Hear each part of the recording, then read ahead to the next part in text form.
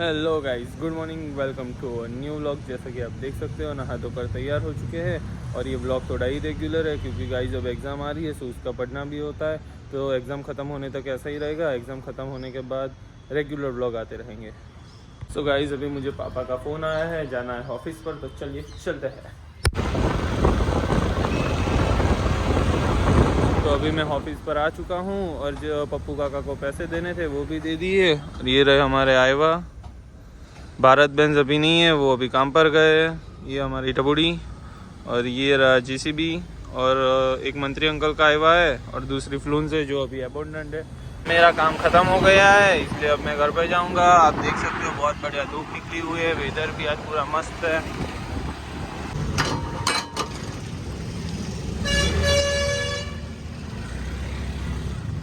तो अभी मैं घर पर आ गया हूँ, थोड़ी देर पढ़ लूँगा क्योंकि दोपहर में 3 बजे दिलीप दादा के घर पर कथा है, इसलिए मैं अब शाम को तो पढ़ नहीं पाऊँगा, इसलिए अभी मैं पढ़ लेता हूँ। अभी मेरी पढ़ाई ख़त्म हो गई, अब नीचे जाके खाना खाना है और उसके बाद टीवी देखेंगे। तो अभी मैं टीवी देख रहा था, पर अब टाइम हो गया है जाने के लिए, तो अब कपड़े चेंज करके चलिए चलते हैं। तो गाइस, जैसा कि अभी आप देख सकते हो, मैं दिलीप दादा के घर पर पहुँच गया हूँ। यहाँ पर ये डेकोरेशन चल रहा है और ये कथा आज हमने इसलिए रखी है क्योंकि 1 साल पहले हमने 2 दिसंबर को भगवत सप्ताह रखी थी। देख सकते हो अभी यहाँ पर महाप्रसाद बन रही है। अनिता आंटी, पार्थ के मम्मी, वो बना रहे और वैशाली आंटी गुजराती में ब्लॉग बनावવાનું ચાલુ કરી દે।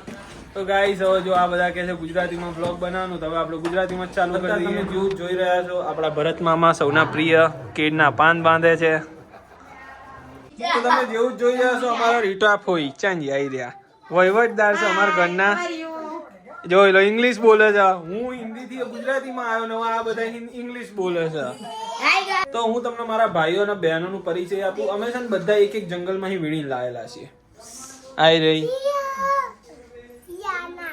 સ્વરા, કારી,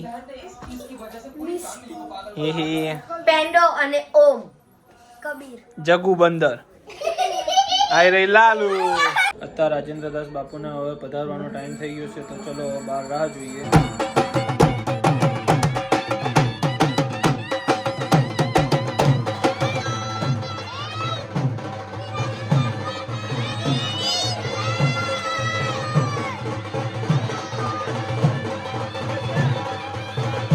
તો અત્યારે અંદર આરતી ચાલે છે અને આવી રહ્યો આપણો મોલુડોન।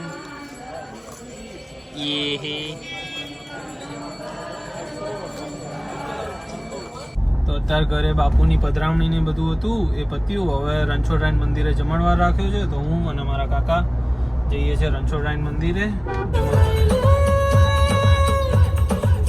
તો હું અને મારા કાકા અમે બંને અત્યારે પાર્ટી પ્લોટે પહોંચી ગયા છે, જ્યાં રાત જમણવાર અને ડાયરો રાખવામાં આવ્યો છે। આ કૃષ્ણ ભગવાન, રાધાજી, સતદેવીદાસ, અને આ જગ્યાએ રાતે ડાયરો છે જેની માટે બધું અત્યારે સજાવવામાં આવ્યું છે। રાત્રે અહીંયા ડાયરા માટે આવવાના છે બિરજુ બારોટ, પોપટ માલધારી અને એક બેન આવવાના છે જેમનું હજુ નામ ખબર નહીં।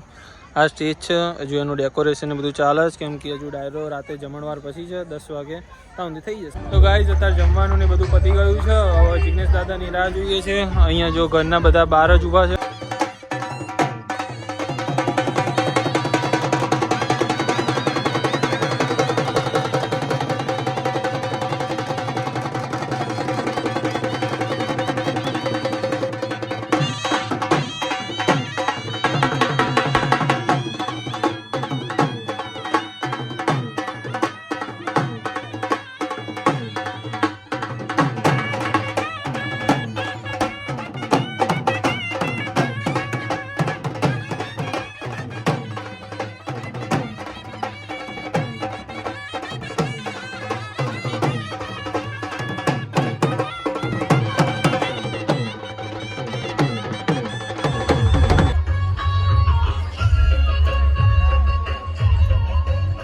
તો અત્યારે પહેલા જિગ્નેશ દાદા આવવાના હતા, એ આયા નહીં, એમને અડધો કલાક મોડું થશે, તો પહેલા સતદેવીદાસ બાપુ જ આવી ગયા। તમારા 71 પેઢીના પુણ્ય હોય, તમારી ઉપર તમારા મા બાપના આશીર્વાદ હોય અને તમારી કુળદેવી જેથી ખમકારા કરતી હોય, તમારો સદૈવ જેથી ખમકારા કરતો હોય, તેથી કોઈ સંતના દર્શન થાય એટલે ભાગ મારા તમારા ભાગ ઉઘડી જાય।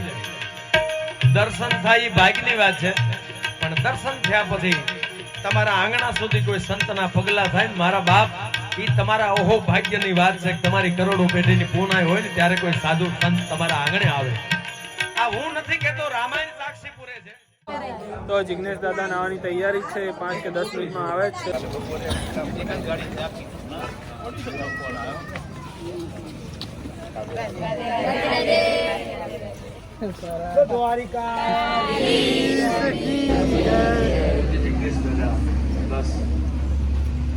ગણતરીની મિનિટોમાં પધારી રહ્યા છે.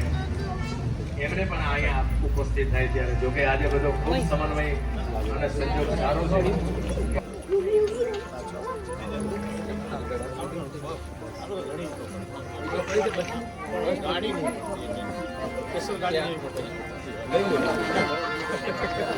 ખરેખર આપણા ધન્ય ઘડી અને ધન્ય ભાગ ને આજના આવે પ્રજાપતિ એમનો પૂરો પરિવાર એટલે કે આપણે સૌ ભાગશાળી છીએ.